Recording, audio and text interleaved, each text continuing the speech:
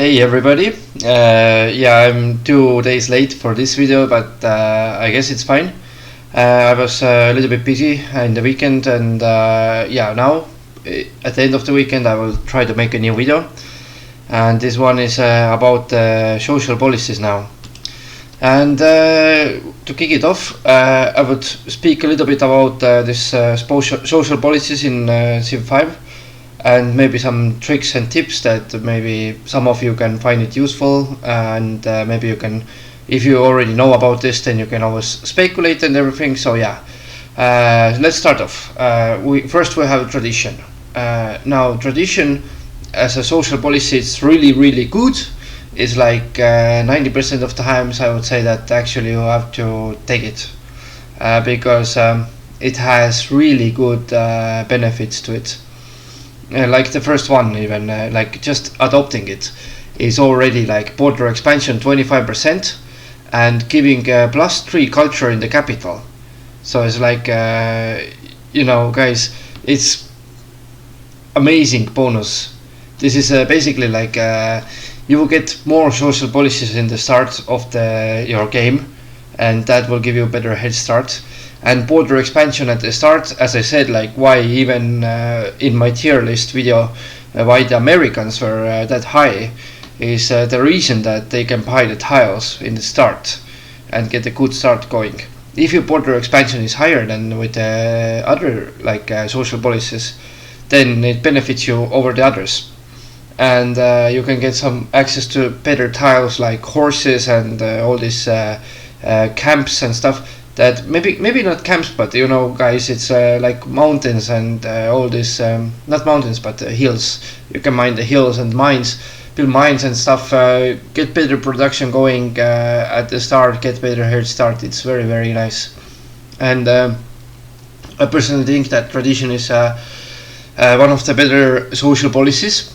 It's not always the best one to choose, but it's most of the time it's best one to choose, and every time you pick it, you will end up in a pretty good game. So it's never bad to pick it.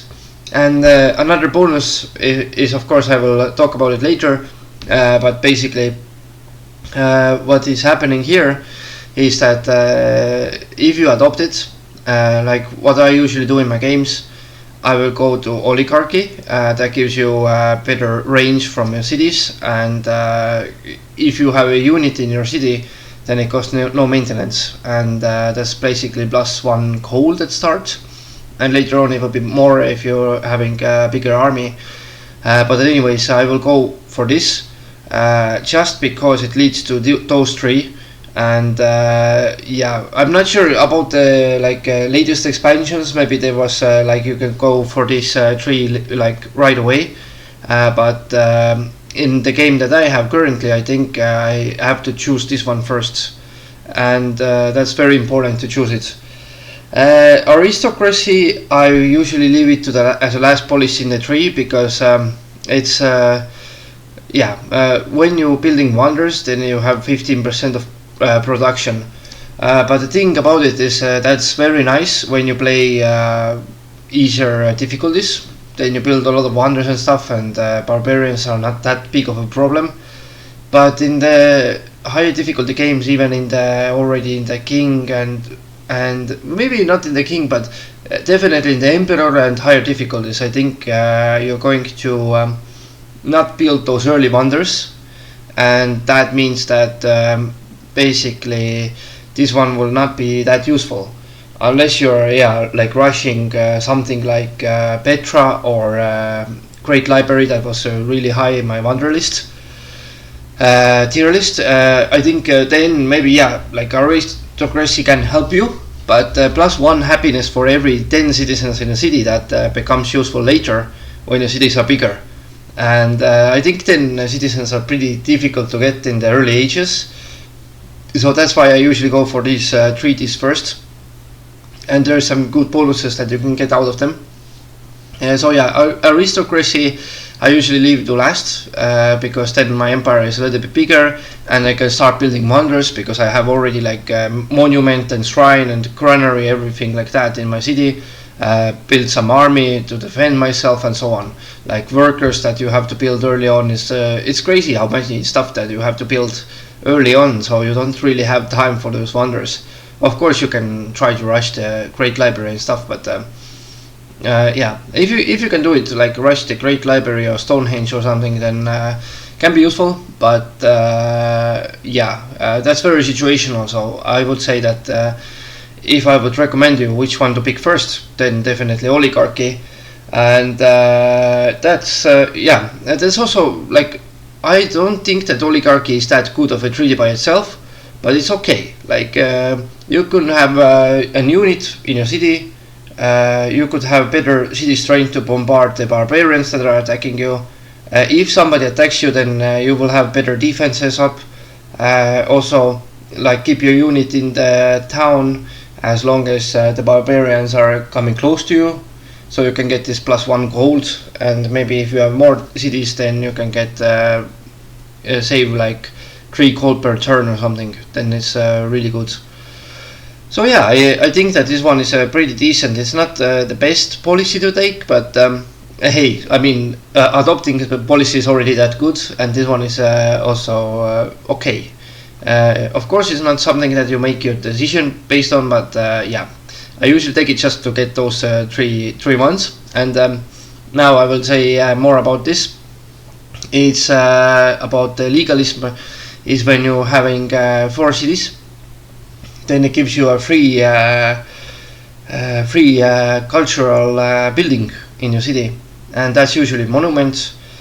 But sometimes when you don't know which one to go first, like which kind of social policy to accept first, then you start building the monument even in your capital. And later on, legalism is also nice when you reach to this drama and poetry technology that gives you free theater, or this not theater but amphitheater, yeah. And this one gives you a great writing spot, which is nice because great writers are good to make it early on. They give you more social policies, and believe it or not, but social policies is actually one of the defining factors of this game, because yeah, you can have like a lot of other stuff, but if you don't have social policies fast enough, if you like going for the honor, for example, you want to conquer somebody and you are really struggling to get the last benefit out of it, then it, like, culture matters in this game, and that's why I think that is a pretty good bonus. Then you don't have to waste this time to build a monument for like 20 turns in your other cities, and this is a very huge buff for the why to pick tradition in the first place. And monarchy is not bad as well. It has +1 gold and -1 unhappiness for every 2 citizens in the capital. Usually by the time you pick monarchy, you have like 6, maybe 8 people in the capital. So this means that you would have +3 gold, which is very nice at start. You can gather some more gold to purchase some stuff, even like purchase some AIs to your side, make them to attack each other, sell some stuff at the same time, get even more money. That means that you can easily like buy important tiles. You can even buy units or bribe AI to attack each other. It's very nice to have as gold in this game, especially early on. And unhappiness, like, that's already speaking by itself. Happiness in this game is very important, and as you can see in my tier list of the wonders, there was happiness wonders that was basically S tier, just because happiness is not allowing you to expand that much in Civilization 5 as it allows you in Civilization 6 or like 3 or some other games that I've played.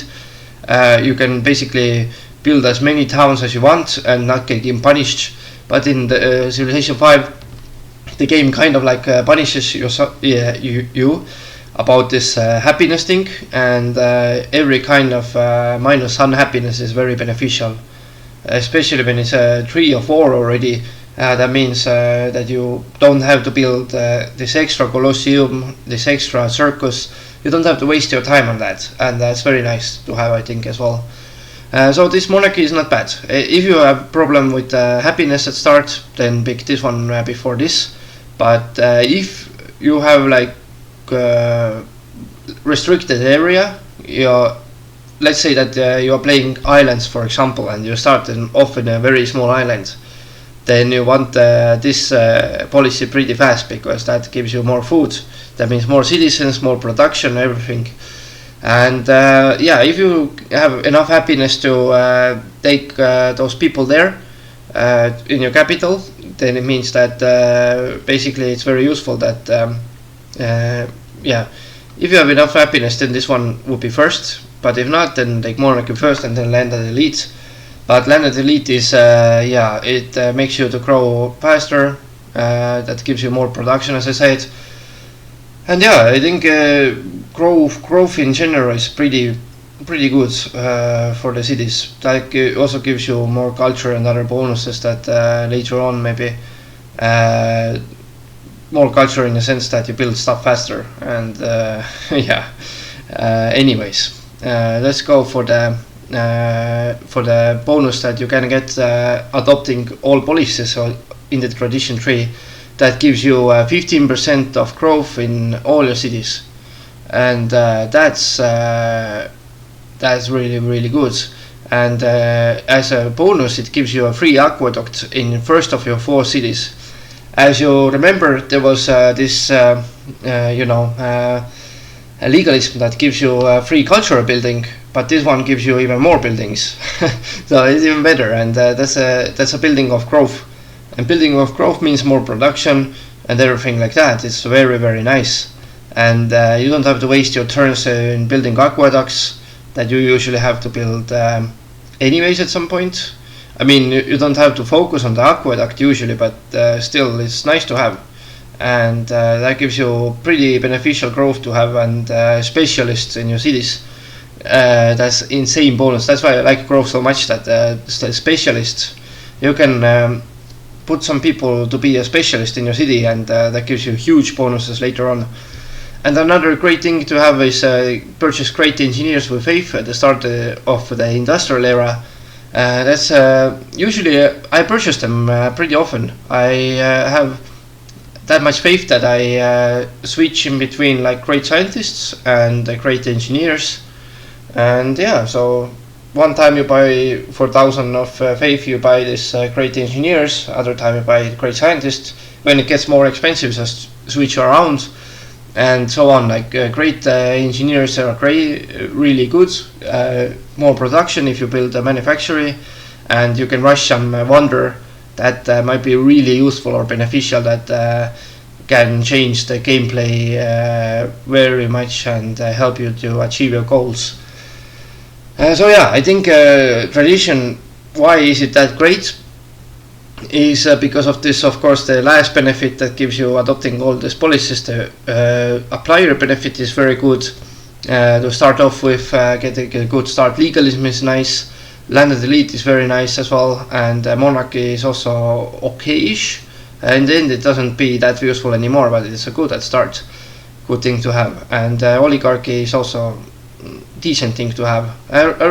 Aristocracy is also nice because it gives you any era to build wonders faster. That's another thing that you might need a wonder at some point. And like tradition is something that is very bulletproof, so you can always pick it and be having a good game. No matter how many cities you kind of have, tradition can be useful. It doesn't really allow you to expand that much as like liberty, but still it allows you to expand. And I think even if you have like you usually have like 4 to 6 cities with tradition, but that's pretty much enough to win the game. So yeah, 4 to 6 cities is already pretty okay, and you can basically win your game based on only those cities. So you don't even have to expand, but it's always good to expand, because expanding in civilization is like the bread and butter for for other stuff, like other countries, or every country, I would say. But yeah, anyways, let's go for the second option here, and this one is liberty. as I said, that tradition is usually like 90% of time, but some people speculate that liberty is also 10% of time to be picked, and I think it's kind of justified. But with liberty is the thing that you have to know how to use it, because if you don't know how to use it, then it becomes really, really devastating for your empire. And I would say that this one was even tough for me to study about this. Call me an old school player, but tradition is like usually much better than liberty. But liberty has its benefits when you know how to use them. And first thing, when you adopt liberty, it gives you one culture in every city. That's nice, but it's not as much as a tradition, of course. You kind of have to already have 3 cities by the time of adopting it, which you never have. So tradition will give you more culture. Unlocks building the pyramids, but pyramids isn't that like game-changing wonder to have. Usually, in my opinion, I mean, it's nice to have, but it's not something that you always need to have. So I think, it's decent benefit, but it's not as great as in tradition. And then we have a collective rule, which I think is not actually available before you pick the Republic. Republic is giving you +1 production in every city and +5% production in all cities, when constructing buildings. And that is very good benefit actually, because any kind of production at the start of the game is really good. At the start you should always focus on the production and growth. So I think those 2 things are kind of like filled with it. When you establish a new city, they don't build a monument for like 30 turns, but maybe for like 20 turns. It's nice to have. And when you open that, then I think you can open this settlers, but maybe you can already open it in your game, but I don't know. Like in my game, you can open it after you get the Republic. So I would say that collective rule is a little bit far away from this. It should be the first thing to adopt, but it's, you kind of need the adopting how you say adopting benefit, and then you need this Republic social policy, and after that you can get collective rule, and that will cost you around hundreds culture. And how do you get culture? You get monument, and +1 is like 3 culture per turn. That means that settler is pretty late here, and liberty kind of needs settlers before that. And that's why I think that sometimes I debate in liberty that if I should take a worker instead the Republic sometimes, but usually it's best to go like Republic and collective rule to get this faster training settlers. But yeah, the settler is kind of late to the game. I would say that you already have at least 2 more cities built by the time that is going to be faster. So it's not that beneficial anymore. With liberty, it's you usually have around 6 to 7 or 8 towns maybe. 5 to 8, but I would say that usually it's like 6 or 7. But from what I've seen in my games with liberty, and sometimes it can pay off picking liberty, because liberty, first of all, your workers do stuff faster. That means that you can get early bonuses. It's very nice. Get more production in your cities. Workers also get you more production, connect the cities faster. You get gold based on that. But there is another thing that with liberty, I kind of what I don't like is that they tend to have pretty bad gold management. That you have to pick currency very fast, and that's not very good, because sometimes you don't need currency that fast. You need to focus on other things like civil service, in a sense, or something like. I think actually maybe currency was the needed technology for civil service. Sorry if I confused that, but anyways, you sometimes need other technologies instead of currency. And yeah, once you get to the currency, you can get debt back. But with the Liberty, what usually happens, why I pick Liberty in the first place, is that if I see a way that I can expand a lot, like let's say that you start in a lone island, like Lone Island, and it's a big island, then you can basically construct all this island full of your cities. So it's nice to pick. The other version that I can see Liberty working is when you have this warmonger civilizations next to you, starting, like, let's say that first civilization that you see is Augustus Caesar, right? You already know that he's going to attack you no matter what. He's going to hire those legionnaires and those ballistas and going to attack you at some point.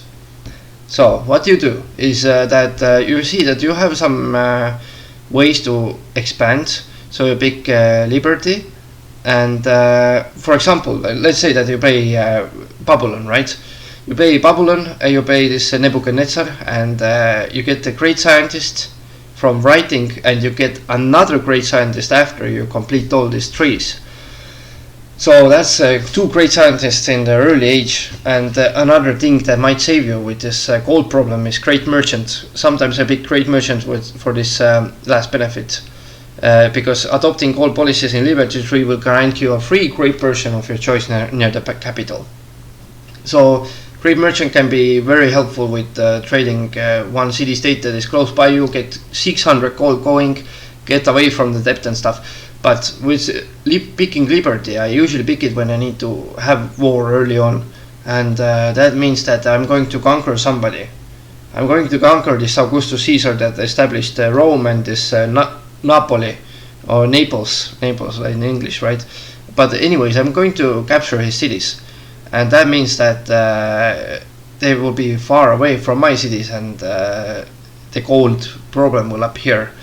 And that's why you need currency, and Great Merchant can very much help you when you have this option at some point. And yeah, and currency also can give you this idea of having specialist in the marketplace, getting this Great Merchant points. But yeah, Liberty can be useful in some scenarios, and the other scenario, the third scenario when I can see it working, is when you go for the religion.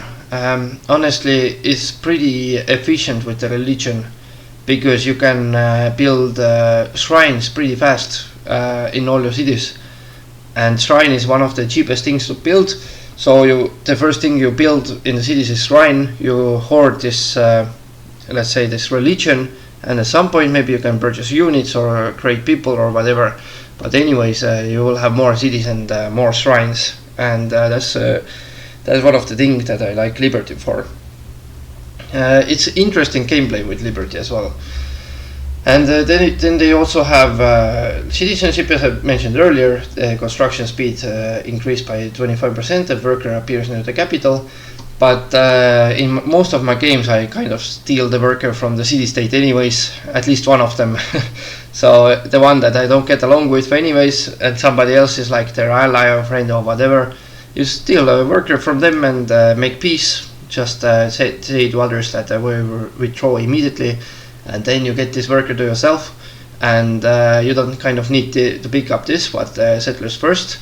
But sometimes when you don't have any city-states around, or let's say that you don't really want to play this game, that you like bully them, if you take too many of these workers or something, then everybody will get angry and call you a warmonger, and city-states grow wary, they don't give you gold anymore when you meet them, and so on. So yeah, I think it's not usually my first pick, but sometimes can work. I would usually go for the Republic collective rule and then citizenship, and after citizenship is picked, then you have a choice between those two, and one is merely autocracy, which gives you +1 happiness for each city you own connected to the capital, and minus 5% unhappiness from the citizens in non-occupied cities. So that sounds great on paper, but let's say minus 5% unhappiness. What does it mean? So basically, you kind of need 20 people to have in your city to have one citizen that is happy. So that doesn't sound like a great benefit, to be honest. If you have 10 people, then in this case it doesn't even work. So that would be only for the late game, and with Liberty you have smaller towns than with the tradition, so this one is pretty bad. But 1 happiness for each city you own connected to the capital is pretty okay, and when you build those roads up, get better gold, and usually we get better gold, unless you're conquering somebody that is far away from your towns, and then you cannot build a road to them, and you cannot connect them anyways with your capital. But yeah, if you build them close by, connect them with capital and stuff, build colosseums and stuff, then your happiness will be okay. But with Liberty, I've noticed that happiness is also an issue. You have gold issues and you have happiness issues, and then you have to build marketplaces and colosseums very early on, while when you build those libraries and other stuff in this tradition tree, that might be not even only libraries, but you also have time to build other stuff like granaries and stuff. That is a more useful building than to build colosseums usually, because colosseums are more expensive, and granary is something that gets you growing. So yeah, basically I would say that this benefit is decent, gives you +1 happiness, but you kind of have to connect them. So it's not as good as in tradition that you get 3 happiness kind of immediately, but it can be useful when you already have a big empire and having this one happiness from each city, and especially when you have already like over 10 cities, then obviously like at the late game it can be very useful. But yeah, so we go to the representation, and this will each city you found will increase the culture cost of policies 33% less than normal. Also starts golden age if one is already in progress, it says that. So this one is really good because culture cost of policies less than normal is amazing. I mean, it's very, very good because social policies are cheaper to buy, and you will get more of them. Kind of speaks for itself already. And golden age is very nice to have as well. You can get more culture, get more production, and more gold. Very, very nice. And when you adopt all these trees, you get a great person of your choice, which is basically whether a great merchant or a great scientist. But I think great scientist is usually picked, because to get the early academy is very beneficial. But I tend to pick a great merchant more often, because I kind of run into trouble with the money first. With Liberty, I don't know if I'm playing it very correctly, but I mean, every time I play it, it's like money issues all the time. So yeah, there's other opportunities, of course, so that you can pick is like great generals and stuff, but a great engineer sometimes when you need specific wonder and stuff. But yeah, I don't really see myself picking that. Maybe if you're close to Notre Dame or something like that. But I think at this stage of the game you kind of can build only those religion buildings like Borobudur and stuff. So yeah, it's not that great to pick the great engineer. It doesn't benefit you as much as great scientist or a great merchant. And another way of playing, honor. So this one, it's not usually good to pick it. Honestly, if you play higher difficulties, then you kind of laugh about the computer that is picking honor, and the reason for that is that you can be pretty strong in your military without it. It's nice to have, of course, but it's definitely not as good as Liberty or Tradition that gives you more bonuses than honor, in a sense. But honor is another way to play when you're playing militaristic based civilizations, and those are, for example, China and Zulus. I would see the honor working with them. I've done some game with Zulus with honor, but it was pretty slow. I would say that I won the game in a small map, basically in a atomical era, or even later. I think it was even later, but I conquered everybody that I needed to conquer. No, actually I conquered everybody there, and yeah, it was atomic era that I win, but it's pretty late on a small map, because when you have those bonuses you should be doing it faster. And another thing is that the early wars are a pain with this, because I remember that of course it was nice to have against them, but as I was doing the early war against somebody, they invade his capital and he was out of the game, then immediately the other AIs start to come after me, and they are not even thinking if they should attack another AI. They are just coming for me, like all of them at the same time. I think it was 2 AIs that was coming for me, and I had to defend myself. Of course, it was good to have honor there, but I wouldn't have had this capital of the other player in the first place, and that would have saved me a lot of nerves in this game. So yeah, this early war, yeah, you conquer somebody quickly. If you are starting in like playing Zulus and starting in the same island with somebody that is only one AI, then go for it, just conquer him very soon. But if you start with other guys there, then they will immediately attack you after that, and it's kind of a pain that your cities are disconnected and you don't get those bonuses that are really, really good. And yeah, so the economical game bonuses, of course, it's for the military, it's really, really good, and if you play only military, then it might work out for you. But I would say that the honor is, yeah, only when you get specific civilizations, then you can kind of go for them. But of course you can go for liberty or tradition as well. But yeah, let's go over it. What does it even do? So warrior code gives you plus 15% production when training melee units, and a great general appears outside of the capital. And great generals are earned 50% faster. Now that's oh wait, actually the joiner belief first. So joiner belief gives you 33% bonus against barbarians, and gain culture after the barbarians are killed. Yeah, so but it gives you like 8 culture every time you kill a barbarian, which is nice. Sometimes when there's a lot of barbarians, if there's raging barbarians, then it's very nice benefit to have, and sometimes even worth of adopting before you adopt the tradition. But every kind of social policy that you adopt slows you down. Those great bonuses that you get, like the great person early on, or 15% of growth in your cities, and free aqueduct in 4 cities. That's like really, really good. So you don't want to slow them down. So yeah, I think it's useful to have. In some cases it works. Raging barbarians, it might work very well. With Montezuma as well, you can stack those cultures every time you kill a barbarian. And yeah, warrior code is also nice. I mean, melee units production is very, very good.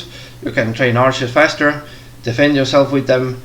Great general appears next to capital is like very, very good. You can have barbarians knocked out cold and stuff. But yeah, great generals are earned 50% faster. That's also very nice. The thing about great generals, maybe some of you speculated that yeah, why you use like over 2 or something generals in the first place. But actually you can do a lot of stuff with them. I mean, actually it's only one stuff, but you can build a citadel, and that's something that many people don't do. But I think it can be useful at some cases. Like let's say that there is a mountainous terrain that you have to cross, or cities like between the mountains built there, and then it can be really, really good to have. Sorry. Anyways, really good to have great generals that building you citadels. When the opponents come close to it, they get damaged.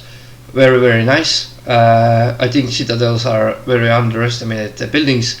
You can also get some terrain. That means that you can get some luxuries, even steal luxuries from the city-state. I mean, why not? Or something like a natural wonder from the city-state. Yeah, welcome, right? So yeah, warrior code is pretty good. Then we have discipline. That's another thing, that you have 15% of combat strength when you have a military unit in adjacent tile, and that's another thing that is really good. I mean, that gives you more bonuses in the battle, but it's not something that basically you need, like you cannot live without. I mean, maybe this one gives you more production. Yeah, you can train archers to defend yourself, but this one is kind of not needed usually in a normal situation. I mean, it's nice to have. It definitely makes your wars faster, but I think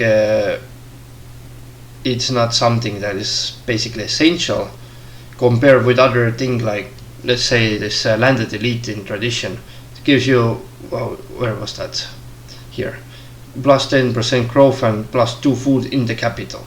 I mean, that's better than you can get more specialists in the city and stuff, build more great people with this than that one. It's not as powerful as the other one, basically.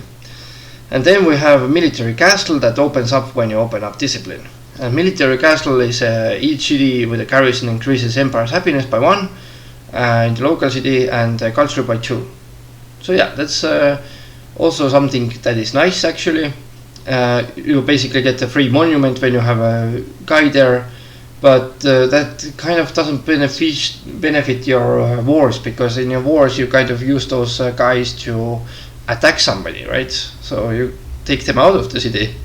But sometimes it's nice when you have a scout or 2 scouts, to put them there, get some happiness, get some culture, and hold them there when there is no war. But doesn't give you as much as culture as tradition gives you, because it's after this discipline, and usually you kind of need 4 gold before that, and that will come very late.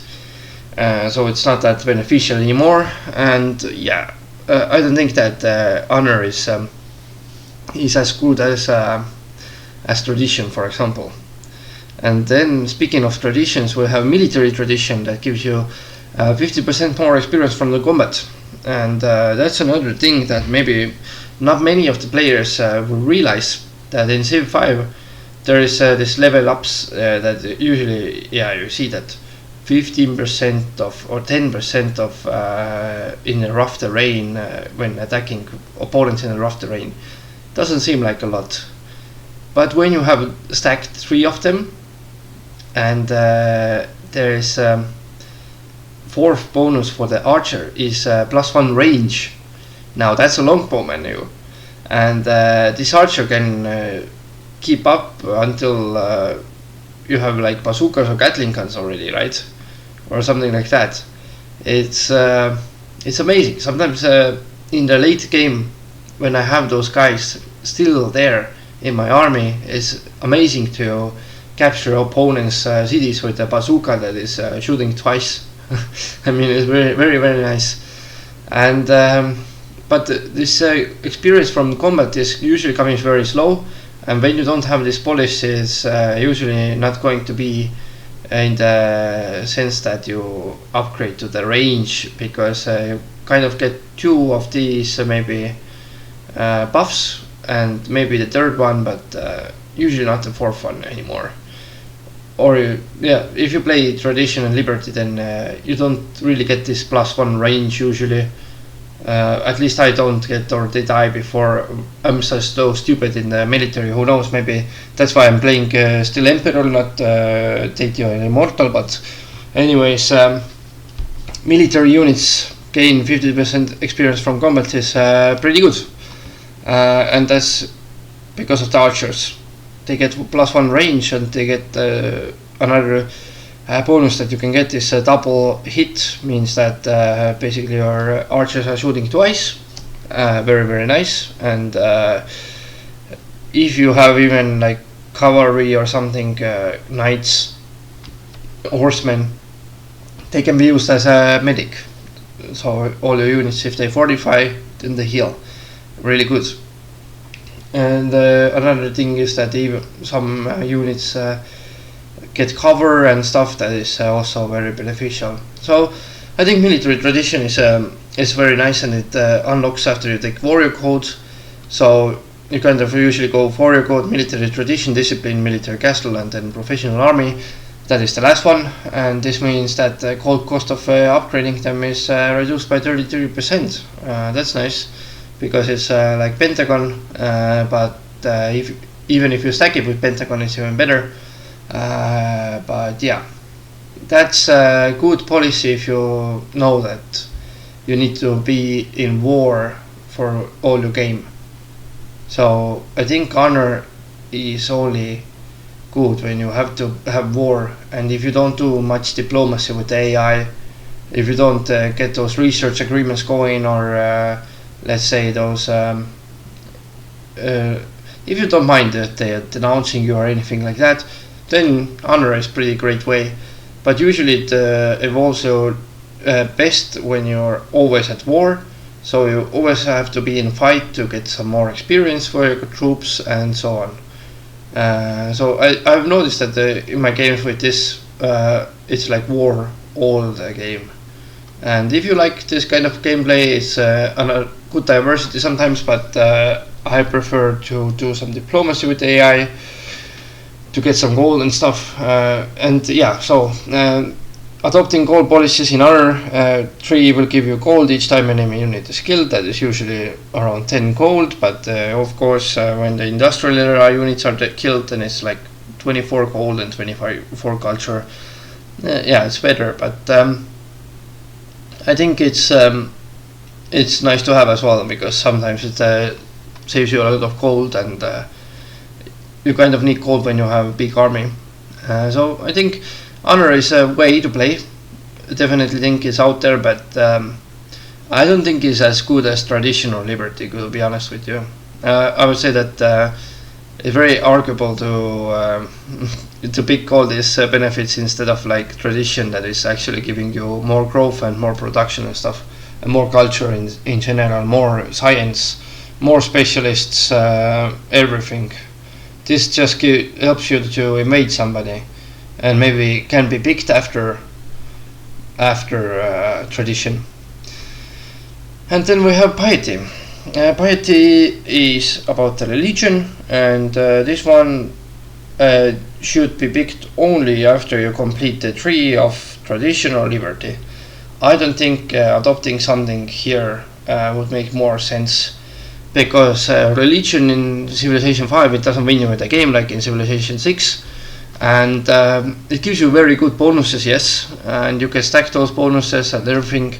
Like purchase pagodas is very nice bonus to have, but I mean, kind of like honor. If you adopt it, you have to be prepared for the consequences at first, that you don't have that much growth in your cities in general, and yeah, you can found a religion and pick this this thing that gives you plus 10% of growth rate or something, one food from shrines and temples, but it doesn't matter. Like, you can do the same with the tradition and found your own religion. I don't know how is it with deity and immortal, but in Emperor you can usually find your religion and just build a shrine as your second building.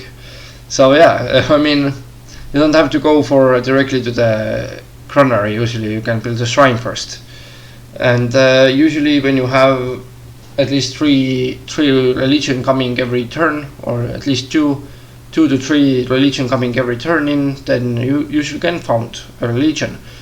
So yeah, picking piety doesn't make sense unless you are doing it after you complete the tree of liberty or tradition. And now with liberty, it's actually very underestimated to pick piety, because when you pick all this liberty tree, then piety is actually one of the things that is benefiting you a lot. Let's say that you can found a religion and get the faith going, and purchase pagodas. So every city you conquer, purchase a pagoda. You spread the religion very effectively and build a truckload of pagodas, get 2 happiness each pagoda, build colosseums, and you can have a very big empire based on that. I mean, land-wise. Of course, there's not so many people, but there's the land area matters in this game as well. And that means that you have more cities to produce your stuff with, to produce science and stuff. Very, very good. And so basically, if you adopt piety, so let's say what will it give you? So yeah,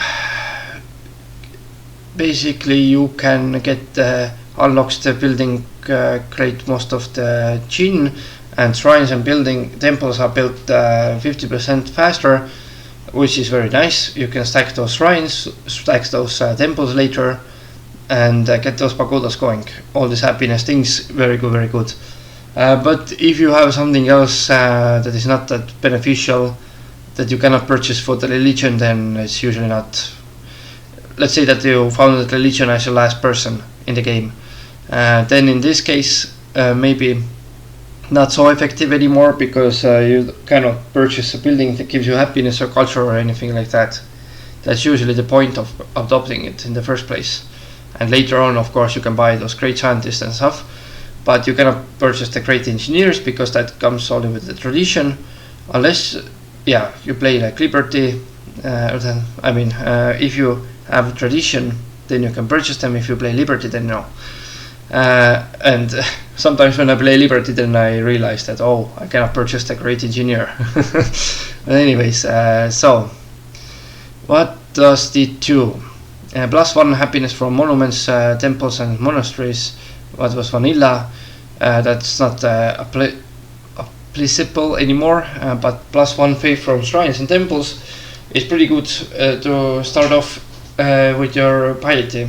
And if you have a truckload of these temples and shrines that you can build fast, you can hoard faith and purchase those pagodas and other stuff that gives you a lot of culture as well at the same time as you do your wars. So yeah, and then we have this Mandate of Heaven, that I think it was 20% of discount of 4 purchases, religious units and buildings with faith. That means that pagodas are cheaper, but religious units, sometimes you need missionaries to spread your religion, sometimes inquisitors, great prophets, all good. And yeah, it's also a pretty useful thing to have. Can help you in later game as well when you purchase those great scientists. And then we have Reformation belief that gives you culture is increased 33% in all cities which have built the world wonder. Was that in piety though? I don't remember there being it in piety. I thought that it was in this what was it called? Not patronage, not this one, but what was this called? Rationalism. No, it was not that. Very interesting. I think they put 2 of the social policies together here. I don't remember this being in piety tree. I think it was in this arts tree that you have.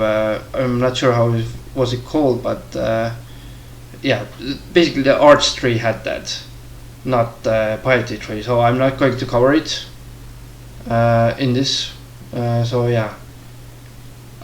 Yeah, here. Sorry. So actually, there is the Reformation. Yeah, I should have known.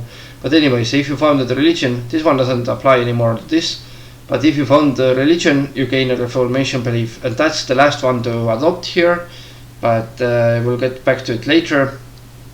It's pretty nice to have. Temples increase cities gold output 10%, 25% in Brave New World.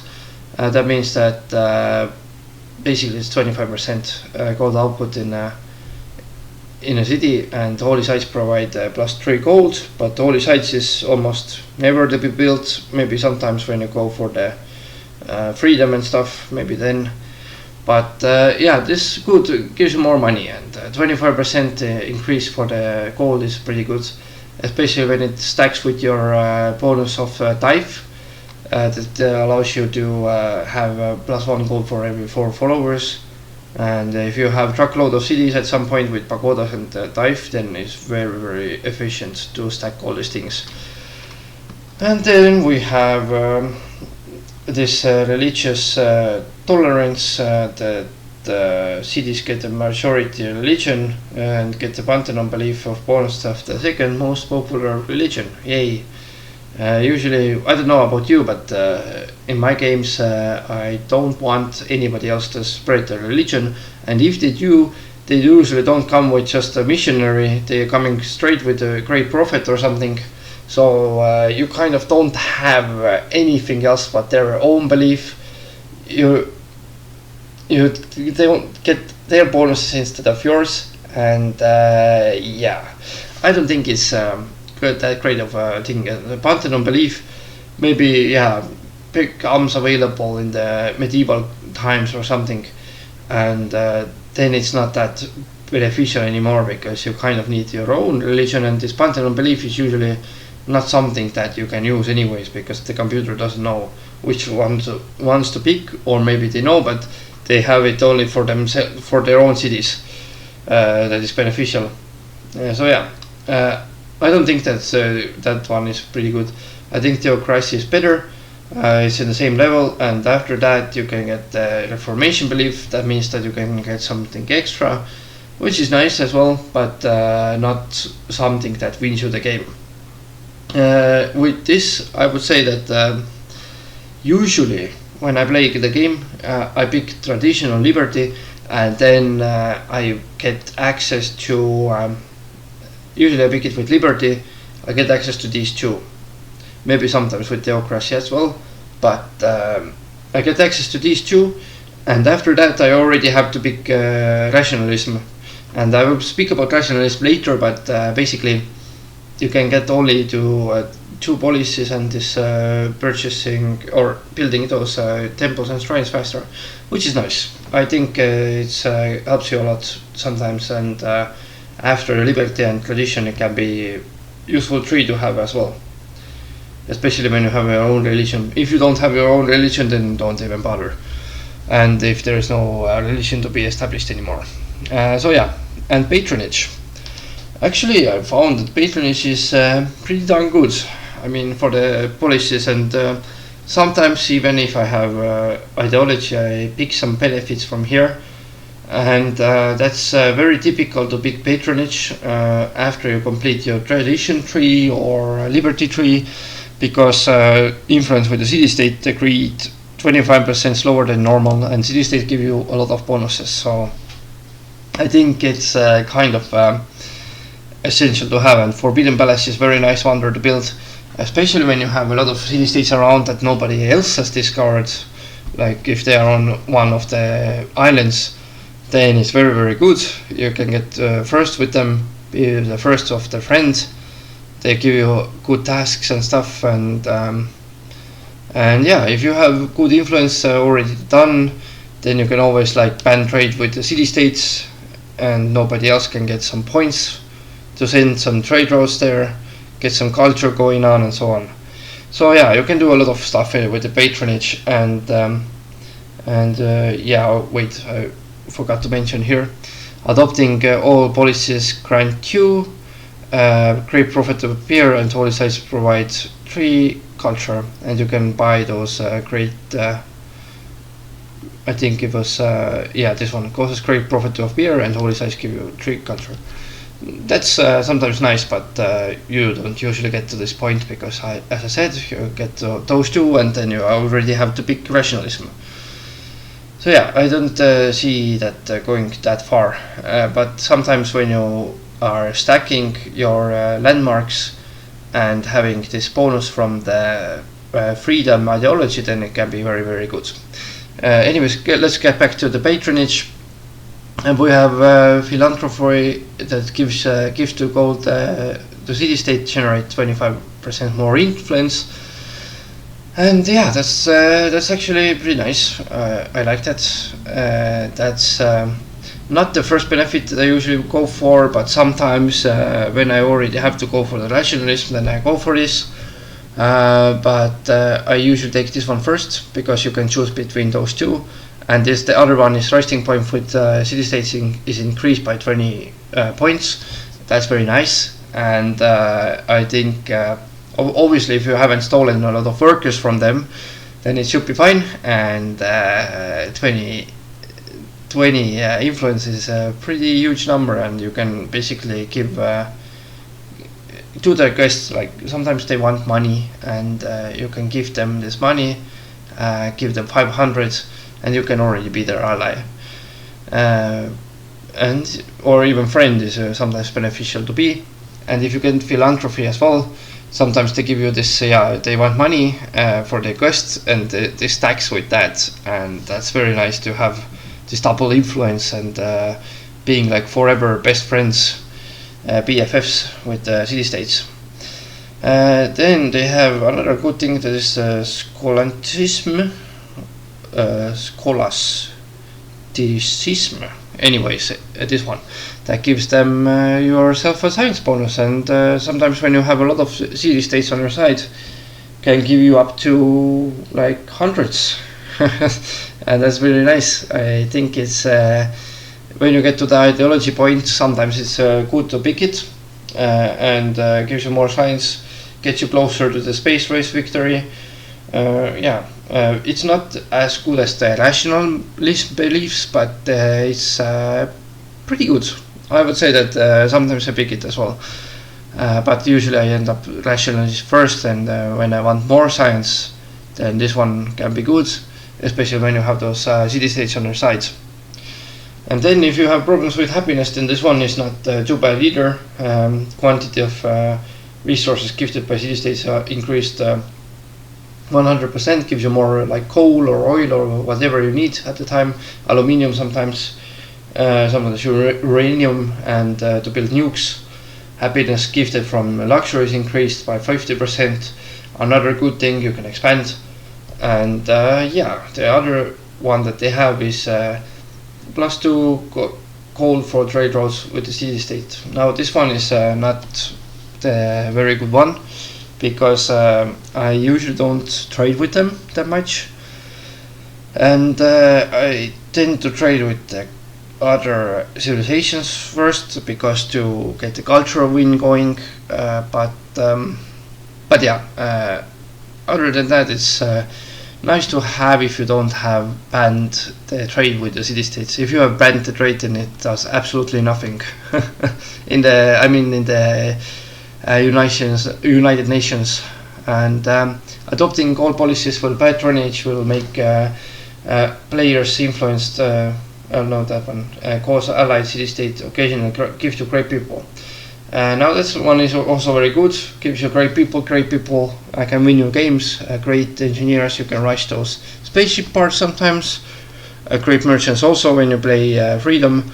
And another thing is that to give you great scientists. Why not? Some good wonders to be built as well. Great generals, admirals. Sometimes city-states have those quests. You can win over even more city-states on your side. And I think it's very nice social policy tree to pick, of course, after tradition and liberty.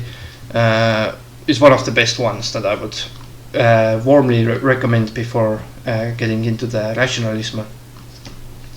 And then we have commerce.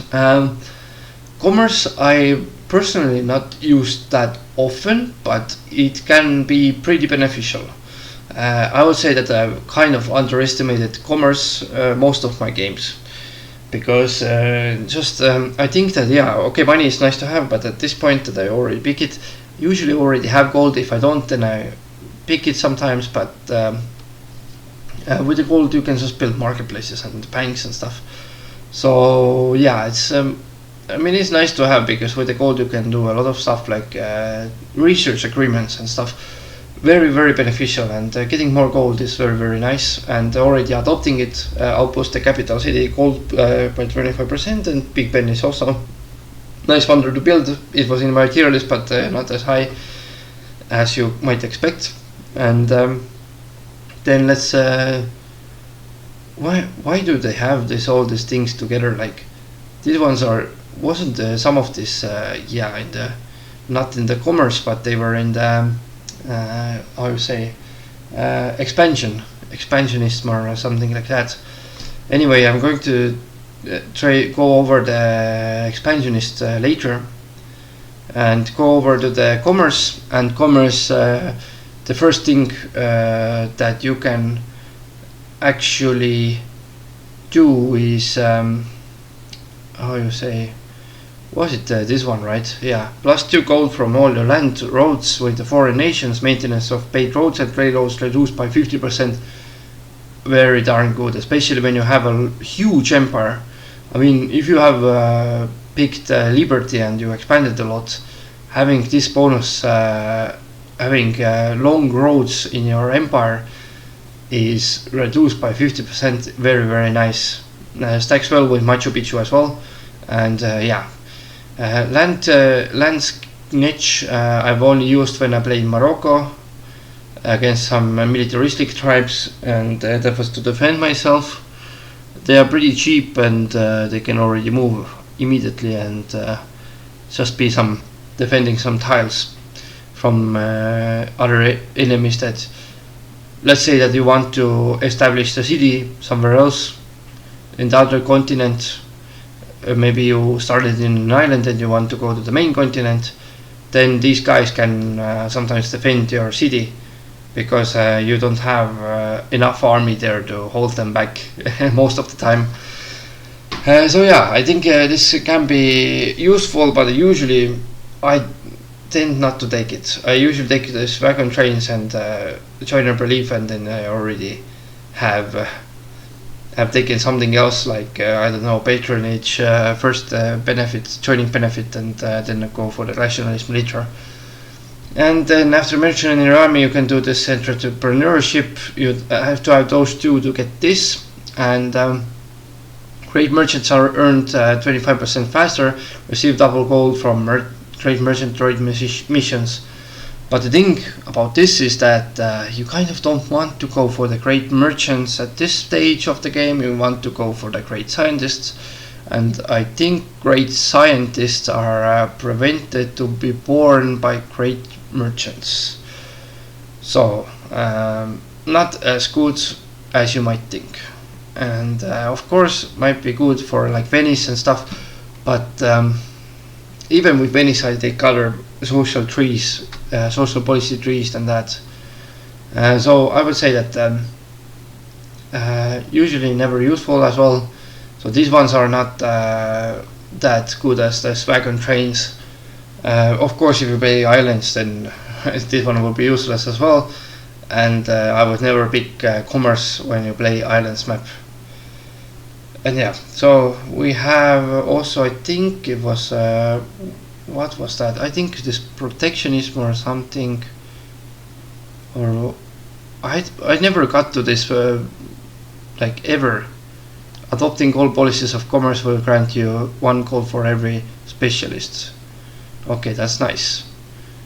That's actually very nice, but I think purchasing items in cities requires 25 less gold and 1 science from mint. Okay, yeah, that's another thing that is okay, but I tend to play in a different way. So I don't really purchase buildings or units. I usually give this money to the city-states. So I never find it really that useful. This is adopting commerce. What do you mean? I think it was the different. Definitely was the different one. Expansionism was this.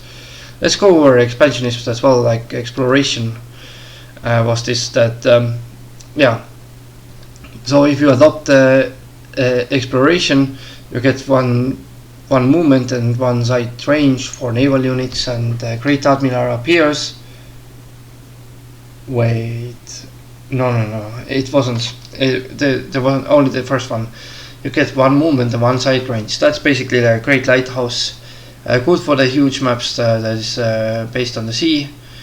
based on the islands, and if you have a lot of coastal cities even in the Pangea or continents map, then can be useful also to adopt exploration. Gives you more sight and stuff. You can explore, get United Nations going, being the host there. Pretty good, and for trading. And after that you can pick this one. I think this is tree production in all coastal cities. Of course, it will become useful when all your 4 cities that you pick with a tradition are next to the sea and stuff. And yeah, it's very, very nice to have more production. It's pretty much more as well. It's like basically 1 mine already. And then we have I think it was 1 happiness from lighthouses, and it wasn't this one. I think it was 1 happiness from lighthouse and harbors, if I remember correctly. But anyways, that is also sometimes useful to have. When you have 4 cities, you build 1 harbor, 1 lighthouse, and 1 seaport, and you get 12 happiness. Why not? And 3 production in all cities as well. In total, it will be 12 production distributed in all cities, and your naval units are having side trains and movements. That's also nice when you play navy-based game, that you need the navy to conquer enemy cities that are next to the coast, like battleships and frigates and stuff. So I think exploration is also sometimes can be very beneficial. Sometimes a big hit, but yeah, most of the time, as I said, I go for the patronage and piety sometimes, and sometimes exploration and commerce when I have a huge land mass. But as I said, that you can only pick like 1 or 2, maybe 1 to 3 of this. Usually, you can pick the adopting benefit and another benefit, and then you have to go for this one. And that's the rationalism that gives you science. And I would love to complete all these piety trees and commercial trees and patronage trees and all these social policies, and also this aesthetics. I think was this one that I spoke about earlier, this culture one. The culture one I also pick sometimes when I go for the cultural win with some cultural based civilization. But this one is like bread and butter for this is basically like tradition. You kind of always have to take it, and if you don't take it, okay, let's say that you play in the prince difficulty, in the king difficulty, you don't have to pick it. In king I would already recommend you to pick it, but in prince you don't have to pick it. You can play around with other stuff. But in here, this is just so good, and the computer almost never picks it unless you're up against like Bismarck and Zhejiang and stuff. But adopting rationalism already gives you 10% chance when your empire is happy. Amazing. At this point you already have 200 science. You get 20 science every turn more. Very, very nice. And later on you will get, if you get 1000 science in a turn, you get 100 more science every turn when you're happy. And that's another thing why you have to keep your happiness. You don't have to build too many cities. You don't have to expand too much. You always have to keep in mind this happiness, if your happiness can allow you to expand. And this is one of the reasons why you should keep it. Of course, it's not a full disaster if you don't keep it sometimes when you are conquering somebody, but still it's good to have this bonus. And so 2 science from every specialist is usually the first one that I pick. Very, very nice. I usually have around 10 specialists at the time. That means 20 science is almost as good as this one. And why not? It's always good to have this one. Then this humanist gives you great scientists that are earned 25% faster. Very, very good. You can build academies. You can boost your technologies very fast and get ahead of everybody else. Is like long-term science. Very, very nice. Then we have 3 dots plus 1 science from every trading post and plus 17 science from universities. Now I don't usually use the trading posts as a citizen, but 17% science from universities, very good, very good. Why not? Also stacks with all these other things that you already picked, and I think 17% gives you, like, university gives you in total then 50% of more science, which is in the city, so it's pretty good. And then we have +1 gold from science buildings, also very nice to have. Let's say that you have a big empire, you have already like 10 libraries, 10 universities, +20 gold, just found like that from the ground basically. And then we have scientific revolution that gives, I think give us boost the science gain from science agreements by 50%. Very good. It's like a porcelain tower and it stacks with it. And with this you can get ahead of everybody. Stack it with this patronage that gives you even more science, and ideologies that gives you more sciences. That's why people are playing this game based on science. That's why every people almost is winning based on the space race or diplomacy or something like that, or military. But science is the most gone way. Like, many of the people choose this way, and let's be honest here, you're kind of boosting all your stuff with this. Science gives you more troops, gives you better troops, gives you more production in your cities. You can build production buildings. It gives you everything. It gives you even fertilizer that gives you more people. I mean, more gold with the stock exchanges, everything. That's why it's always you have to pick this. Whenever it becomes available, you can even go for the research the music technology that gives you great musicians. But anyways, research that, and you can already start putting your points here, your social policies here, and get those bonuses going very early on. Very good. And yeah, so I think I didn't go through the, how you say this, I don't think they have it, but this oh, here, aesthetics, see. Okay, so let's go through that as well. Gives you construct, when you adopt it, basically you earn great writers, artists and musicians 25% faster. Now that's one of the benefits that is very underestimated, I think, personally, and I think it's a pretty big thing, because those great people are really helpful, and it generates 3 of them faster. Not only great scientists, but also like basically 3 others, right? So very useful. Gives you more tourism, reduces the happiness pressure later on, anyways, and also gives you chance for the cultural win.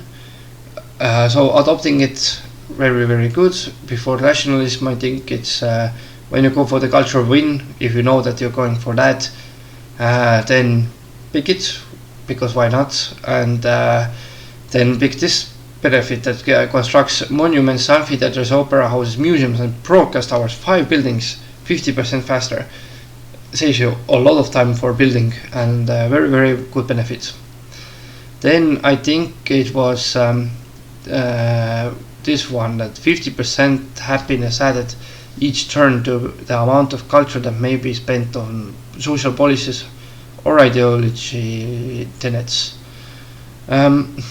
This one, maybe I can see it working as India, but 50% of happiness, basically it works like this. You have 10 happiness, and 5 of it will go to the culture. You get 5 culture per turn.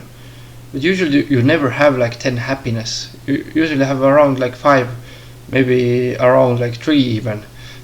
That means that you get 1 culture. It doesn't sound as that much that you should actually adopt it. So usually when I do it, I take the adopting belief, this one, and then I go for the patronage belief, or this adopting benefit. I don't really go further than that, but they have some good things that you can get back to later on. After you pick that, then actually culture increased 33% in all cities that have built World Wonder. If you distribute your World Wonders in your 4 core towns, very good. You can already get 33% growth in all those cities, and Golden Age is very, very good. As I said earlier, great artist appears. Next benefit is also can start the Golden Age or extend it. Very, very good. It can even create a great work. Can be useful. It's nice to have, but it's not that powerful. But this one is very powerful one. And this last one is also pretty good if you're going for the cultural win. Gives you shared religion, great house, and open borders 15% each of stack. Let's say that you play Brazil, get carnival, and you get this bonus. You get all this. Shared religion is something that you usually don't get, but trade routes and open borders is something that I always play around with, and that's very nice. I like it. So yeah, and here was the exploration. Yes, sorry if I was not going through everything. Oh, by the way, if you adopt all this, then you can buy those great scientists and stuff, I think, with the faith. But you usually don't have that much faith, but sometimes it's good if, let's say that great scientist is 2500 the faith, then it's better to buy a great musician already. You get those, some of the great works and stuff. And yeah, exploration. I went through all these two, and usually don't go further than that, but the next one is this great admiral.